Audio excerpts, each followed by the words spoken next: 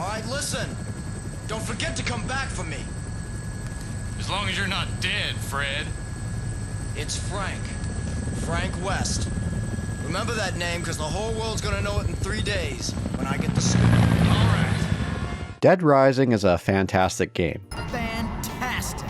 It's non-stop fun from beginning to end. It's a dark zombie tale but allows for silliness to emerge through its gameplay. Dead Rising uses a number of contentious game mechanics, weapon durability, escort missions, time limits. Yet they made them work in a way that enhances the experience instead of taking away from it. There are some rough edges, and some moments can be downright frustrating, especially in dealing with escorting survivors. Follow me! Come on! Come on! Come on!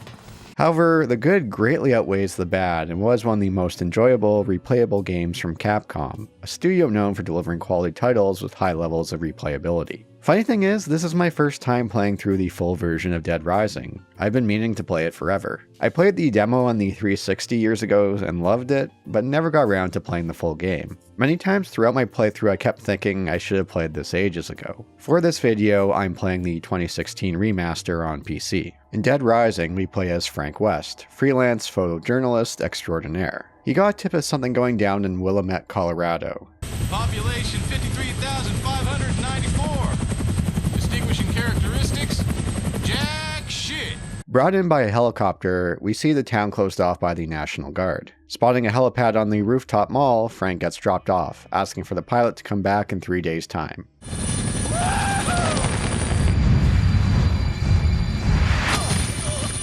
We meet a man on the roof of the mall with some cryptic words. Doesn't sound like civil disobedience. It's too quiet. Almost as if everyone's already dead. Entering the mall, we discover people setting up barricades to keep zombies out. Hey, this is no time to ogle pretty girls, son. You looking to get yourself eaten alive by zombies? What? Did you just say zombies? Take a look out there. If those ain't zombies, what would you call them?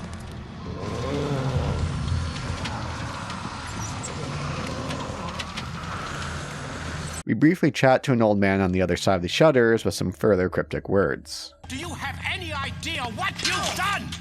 Why did you summon me to this place? What are you planning? Would you calm down? I don't even know what you're talking about. Of course, the barricades don't hold, and in come the zombies. What are you thinking? I'm saving you, baby! Wait for me, sweetie!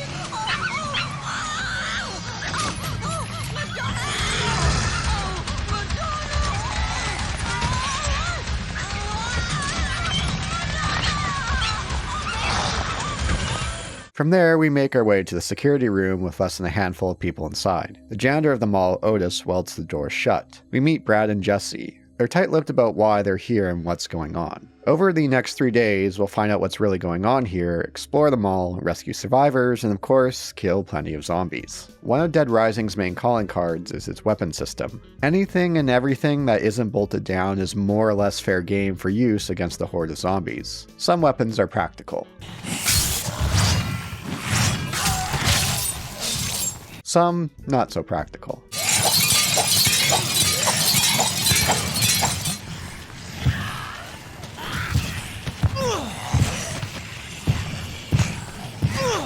Some are on the silly side and some surprising by how much damage they can deal. Frank's got quite the kick.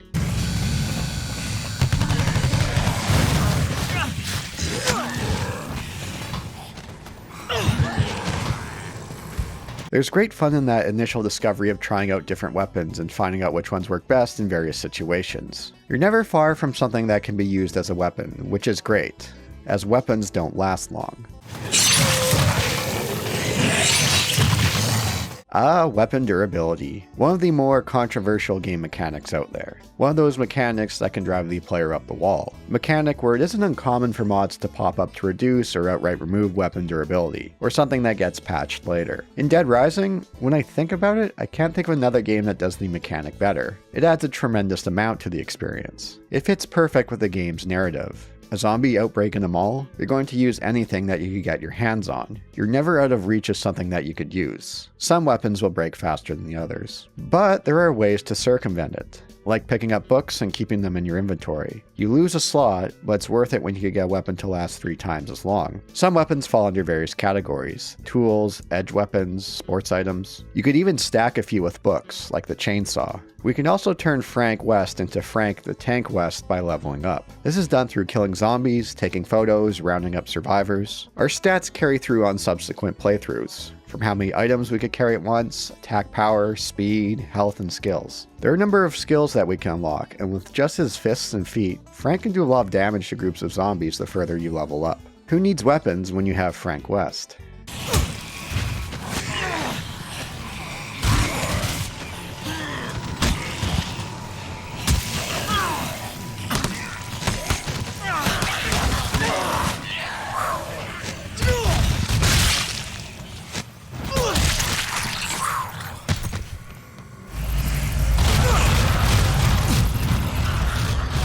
Guns are another option, although their usage is a bit iffier with the aiming system. It doesn't feel solid, a bit on the clunky side.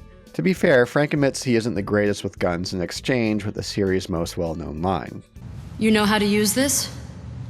Kinda. I've covered wars, you know. Besides, giving them to survivors is usually the better idea. They have the infinite ammo cheat. More on that in a bit. If you're astute, you can get a shotgun right as you start off the first day. Great for many situations, like filling fellow photographer Ken's head full of lead.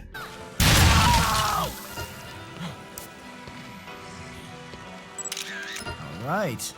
This being a zombie game, most of our time will be spent mowing down zombies. It's impressive just how many zombies they were able to get on the screen at one time. This was the first usage of the Capcom MT framework engine that Capcom would use for a number of years. As you progress, you will notice things that stick out about zombies, like cops carrying a pistol or a nightstick. The one in Hawaiian shirts carry hunting knives. A zombie is gnawing on a chunk of an arm, which can be tossed to create diversions. And there are zombies with a queen inside of them. Any zombie can carry a queen, but they'll stand out in a crowd once you know what to look for by their gestures. Even amongst dozens of zombies, you could distinguish which one is carrying a queen due to excellent visual cues. Once you kill them, you get the Queen Wasp. If you want a way to take zombies down in numbers in an instant, look no further than the queens. They'll clear out a decent sized radius of those around you. There was a lot of fun seeing how many zombies I could kill with one queen.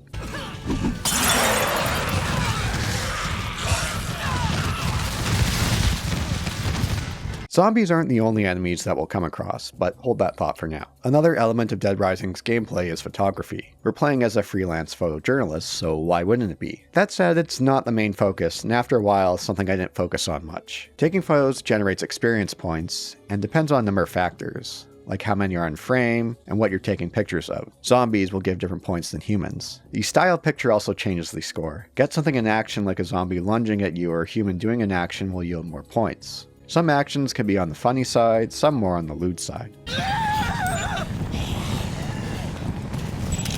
Fantastic. There are some amusing moments and cutscenes where Frank is using the camera when he probably should be focusing on something else. There are a few cases where the camera comes in handy, like showing proof to survivors that there's a security room that's safe to get through a vent, but otherwise it's an underutilized element of Dead Rising. One element that gets plenty of attention is the survivor system. We'll come across survivors throughout Willamette Parkview Mall. We have the option of rescuing them and bringing them back to the security room. They're worth it as they offer a great deal of experience points. So what we have here are escort missions, another controversial game mechanic. Capcom made one of the better ones with Resident Evil 4 the year prior. In Dead Rising, the execution doesn't quite stick the landing. That said, they could add great amounts of tension. Some of my most memorable moments in Dead Rising were coming from escorting survivors. Some for good reasons, some not so good. Follow me! There are a wide variety of survivors that we'll come across. Some we could give a weapon to. Frank could learn a thing or two from them. For when using melee weapons, they will have infinite durability. Guns will have infinite ammo. You could get to situations where you have several survivors in tow carrying guns, making clearing past the breeze while Frank is at a lower level. However, not all survivors can carry weapons. Some are older, some move slower. Some need a shoulder to lean on, or you'll need to piggyback them, else they'll move at a snail's pace, which leads to Frank being defenseless unless you get them off your back. This can lead to some very tense situations. These survivors are in a variety of situations that they find themselves in. On the grim side, you have someone like Leah. She had her baby snatched by zombies and eaten right in front of her. On the more lighthearted side, you have the Japanese tourist, where to communicate with them, you pick up a nearby book so Frank can speak rudimentary Japanese to convince them to come. One interesting element of Dead Rising is the lack of voiceovers besides cutscenes and small blurbs. Even in the mid-2000s, this was a bit unusual to see. As challenging as the zombies are with survivors in tow, it's their AI and pathfinding that could be the real killer. It's more efficient to take survivors back in packs. Of course, the chance of one getting stuck on something a good 30 seconds back before you notice raises exponentially. It's very much a case of Frank babysitting them. It's not uncommon for survivors to get in your way when you take down enemies. At least the game reduces the impact your hits have on them. The same goes for the other way around. I was shot many a time by gun-totting survivors for reduced damage. But the game throws one more curveball your way just before the security room, climbing this damn ledge. Why not place a ramp there instead? Follow me! Follow me! Come on! Follow me! There were several instances where I could only get a few back to the security room, had to come back outside and bring the rest in. One underused element of Dead Rising in regards to survivors that they could have got more mileage out of were mutinies. There are a couple of cases over the 3 days where some survivors will want to leave the security room. If we don't take care of the issue in a timely manner, they'll take a number of survivors and leave. They're on the edge waiting for the helicopter to arrive, if it does at all. This is one of those classic story beats in the zombie tale. What do you do for them here? You just return and simply hit the talk button over and over until Frank changes their mind. Or you bring one a snack. Big boy Ronald here talks about needing to eat about 3 times as much food as others. He must be related to Movie Bob. When you're still figuring your way throughout the mall and at lower levels, getting all survivors back in tow can be a great challenge. Sometimes you just have to accept the fact that on your way back, once pathfinding got caught, now they're surrounded by zombies and it's too late. Oh well, there's always next time.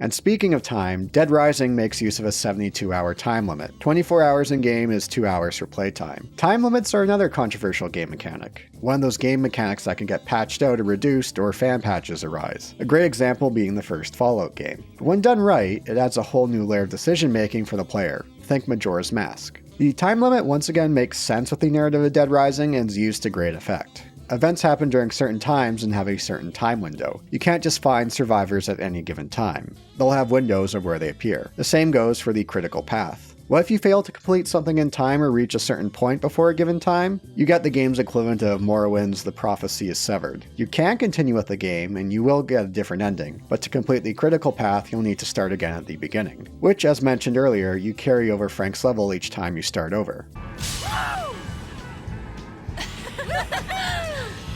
Otis, a janitor at the mall, will notify us over the transmitter about these events and where they take place. Oh, Otis. He sure takes his time telling us about these situations. When he does, we're defenseless. It's very common to get mobbed by zombies during these calls. He'll call back again, have the audacity to call us rude, and start from the beginning. Oh, I'm sorry, Otis. I'm out here busting my ass. Sorry if my call was interrupted by zombies attacking me or the survivors in tow. He always seems to call it the worst of times. I swear, they must have programmed him to call it the most inopportune moments. Thankfully, we could get sweet revenge when we unlock Infinity Mode. At first, time windows are going to be quite tight. But if you start again from the beginning with better knowledge of the mall, where to find key items, and a higher level, you'll find them to be a breeze. I felt like James Rolfe early on my time with Dead Rising, always complaining that I didn't have time. Something that faded away as I put more time into it. But even as you progress, there are still going to be some timelines with little room for error. Like there's the one bit with the cultists in the movie theater and getting the survivors back to the security room. There's a very tight time frame for the start of the next case along the critical path that you could miss. Even on my run where I was at a high level and with prior knowledge, I still wasn't able to get everyone back at the security room alive. Part of it being timing, part of it being the amount of zombies zombies in the way,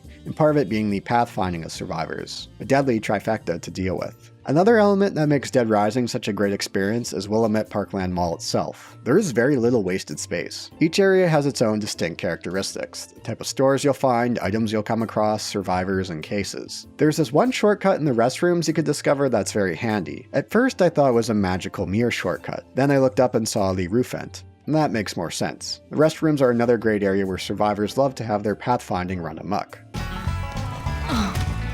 Follow me! Follow me! Come on! I love on the rooftop you have the two choices of entering the warehouse. The far left where you could jump down from above, or the right side through the elevator that tends to be full of zombies. A mall wouldn't be a mall without clothing stores, and at any time if you want to change your digs, you can. There is plenty to choose from. Stylin' and profilin', or loud suits that even Saul Goodman would think were too loud. Throw him some sportswear, get Frank in touch with his inner child with kids' clothes, or get Frank in touch with his feminine side. Which can lead to some very memorable moments in cutscenes. The cutscenes are played straight no matter what you wear. Many of these cutscenes can be quite dark in their tone. Like this one where I was coming in wearing kids' clothes and a horse head being shot at, and Brad shakes his head at Frank. I like to think he was shaking his head due to the way he was dressed. Here are a couple of other cutscenes that stood out to me as a result. No, not again. Help me! Officer. Officer, can I talk to you for a minute? I mean, look, what did that woman do? Else you could be planning. No. Nothing but the bombs. A mall also wouldn't be a mall without background music playing over the speakers. They're all distinct and fit well with the overall tone, all well composed and memorable. But it always has been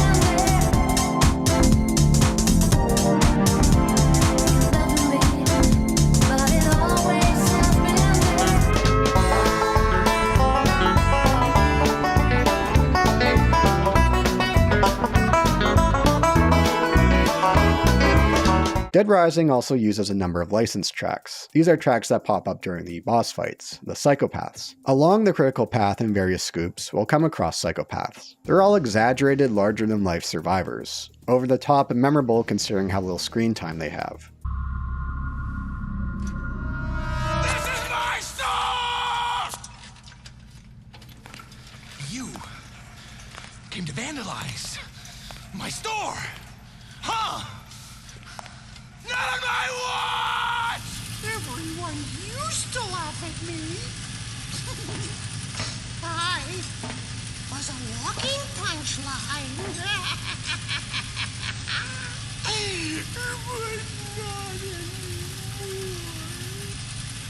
Oh yeah, I know why. It's because you're Viet Cong. I'm right. Aren't I? You are nothing but a filthy communist! The fights themselves can be a bit rough around the edges. The combat system of Dead Rising is built around fights with hordes of zombies, not really for one-on-one encounters. That said, they're not bad by any stretch. With some fights, some of those rough edges can add a layer of charm. Others can be a bit more frustrating. For example, the fight with Adam the Clown. In the first attempt, he handed my ass on a silver platter. Next time, I ended up cheesing him with a couple of shotgun-toting Japanese tourists in tow.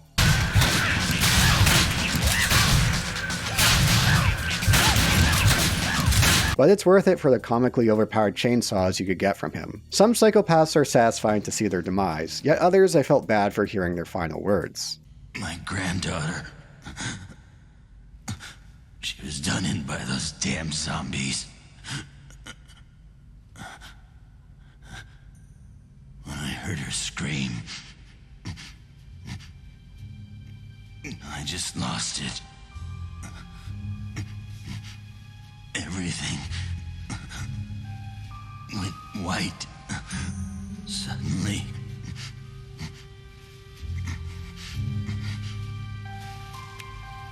The war, it wasn't over. Not for me. It never ended.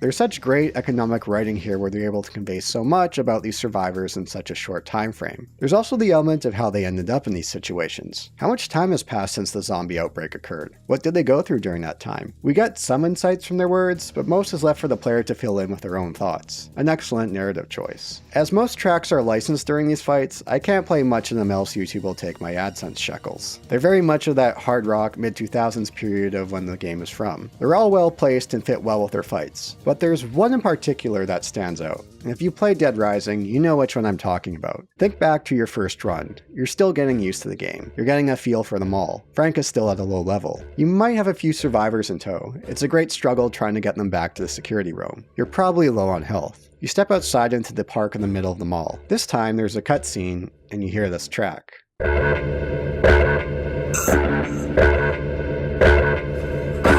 Well, it's time for the convicts. There have been some curveballs thrown your way thus far, but the convicts are a whole other ballgame. You can keep your distance, and the pathfinding of their Humvee can be a bit spotty to your advantage. But if not, say goodbye to some of your survivors. Most likely say goodbye to Frank. The song is called Gone Guru by Lifeseeker. I love reading the comments while listening to it on YouTube. All these stories about people's past experiences with it. How the song still kicks in a fight or flight response. It was also sweet coming back on a different run. A little stronger and wiser and getting my revenge.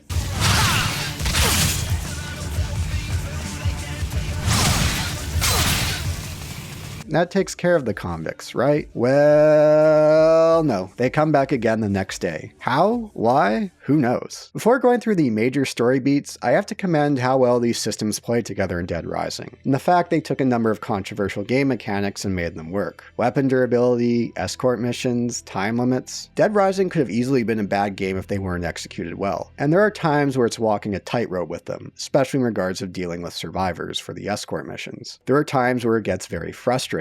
Yet these times are outweighed with just how enjoyable and how well things come together, rough edges and all. For the most part, I associate Capcom titles for having rock-solid mechanics polished to perfection. Dead Rising has some mechanics that aren't quite at that level, and yet when everything comes together with a sum that's greater than its parts, there's a charm to it that few games can match. I guess you could call it jank. That's something I associate more with Eastern European titles instead of Japanese ones. But it does feel appropriate in discussing Dead Rising. The kind of jank where you could overlook most of its flaws with how much it adds to the overall experience. With that, let's go through the major beats of Dead Rising, so spoilers ahead. This being a zombie tale, expect many familiar beats of a zombie story, and there's nothing wrong with that. Tropes exist for a reason. While we'll come across a number of survivors, the main story of Dead Rising focuses on just a few characters. Beyond Frank, we have a couple of characters from the Department of Homeland Security. They're not trusting of Frank at first, and Frank doesn't like being kept in the dark. I took that one near the entrance. That guy do something?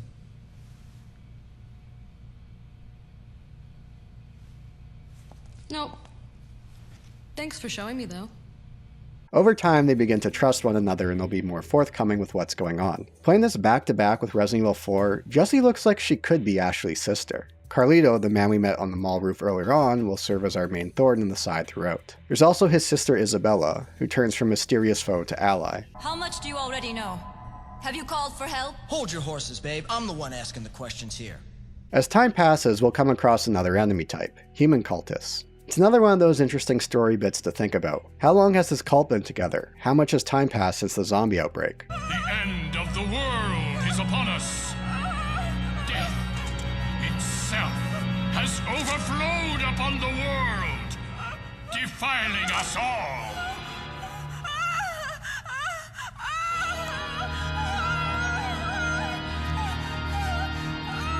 The only path to the salvation of the soul is the purging of the tainted blood! They're pretty easy to deal with, but their attacks can pack quite a punch. And if you're not careful, they can kidnap you, leading to an amusing scenario requiring you to escape their hideout.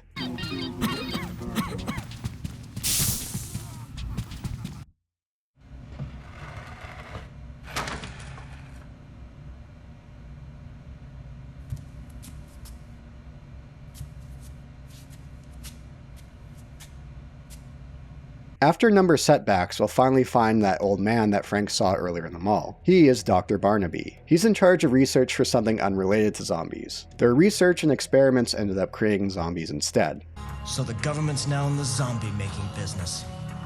The whole story about the drug trade was a cover-up? What do you know? We were trying to mass produce cattle.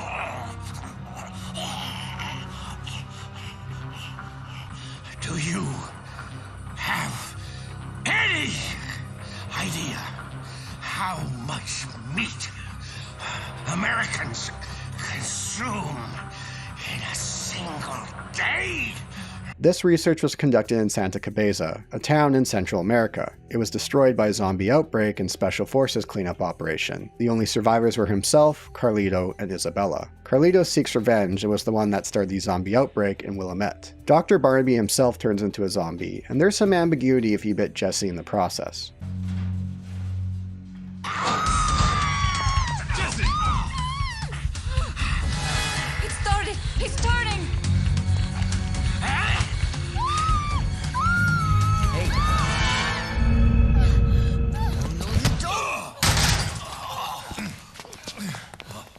Carlito has planted some bombs below the mall to spread the infection. One of the possible endings you get is not completing this task in time.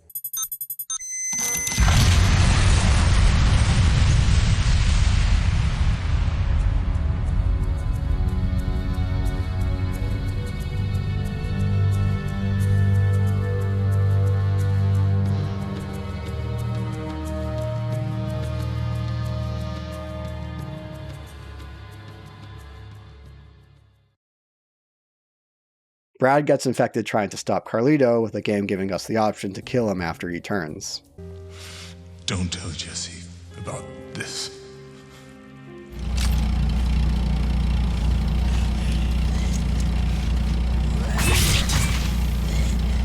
Jesse gets in contact with HQ, but there's no rescue for them. Special forces are coming to clean up the mess and deny all existence of anything happening.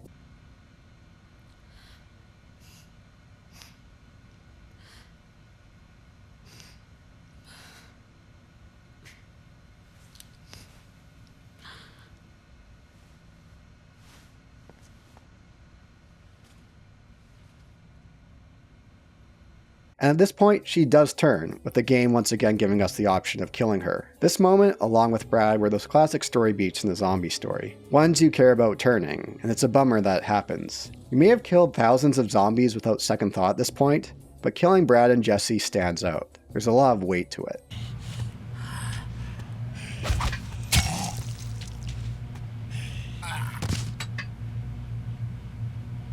There's this short, eerie stretch after these special forces come to clean things up. Heading back to the helipad for the helicopter, all the zombies have been cleared out. No special forces are around. It's just the sound of Frank and the mall music.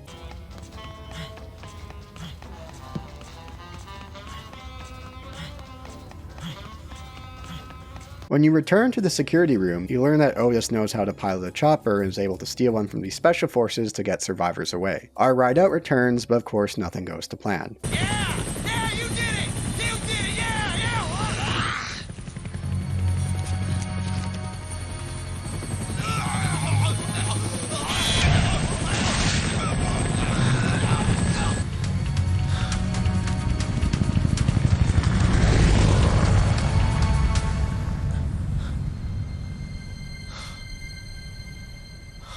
And with that, we go into overtime mode, which is where the game takes a tumble in quality. It's still enjoyable, but falls short of what came before. Frank gets infected, but Isabella thinks of a way to at least postpone his turning. You seem to have a very high level of resistance. So, so what you're saying is that I get to spend longer waiting for the inevitable, is that it? You know, I'm not sure lucky is the word I'd use.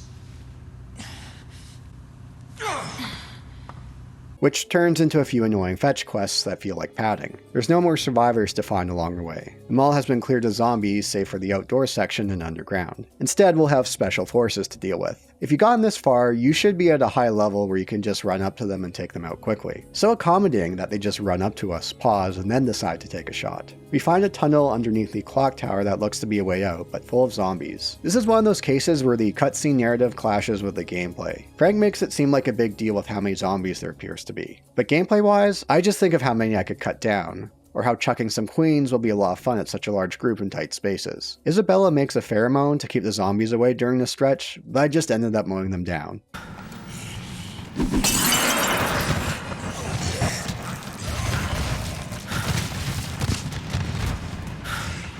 Escaping, we then have a lame turret boss fight with a tank, ending with a fisticuffs fight with the one controlling the tank. You have imagination.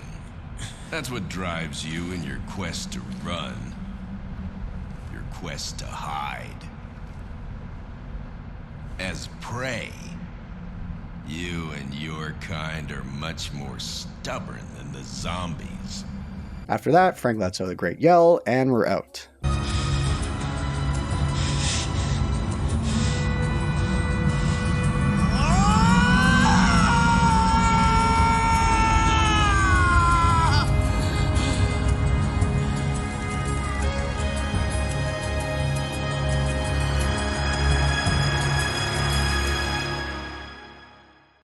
We get a little blurb that Frank managed to escape afterwards, at least in the best ending. There are a number of endings depending on if you did all the cases along the critical path, if you died at certain points, or if you didn't make it back to the helipad on time. It is a bummer that the overtime section is a noticeable drop in quality of what came before. It feels like the game overstaying its welcome and losing its excellent pacing. That said, it's overall an excellent campaign that draws you in, gets you invested in its characters, and is a blast to play. And the fun doesn't stop there. You can now play Infinity Mode. The goal here is to stay alive as long as possible. Frank will lose health over time. Food doesn't respawn. We'll come across psychopaths at various points in the mall, dropping a box of goodies upon their death. There are less elements at play here, like not having to deal with survivors, but Frank losing health over time and food not respawning requires different strategies from the main game. It's an enjoyable mode, although I still prefer the base game. I did like how the first enemy you encounter taking the rooftop exit is Otis. This is what you get, Otis, for calling me rude.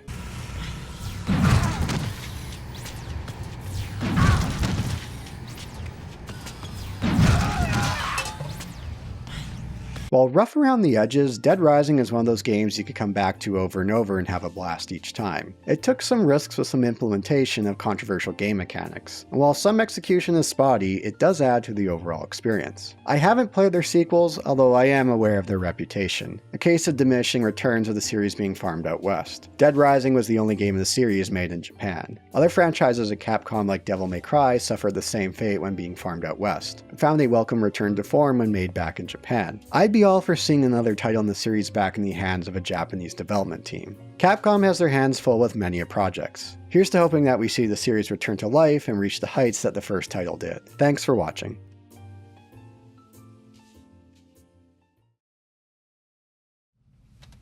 My store, my food, my sales, my customers.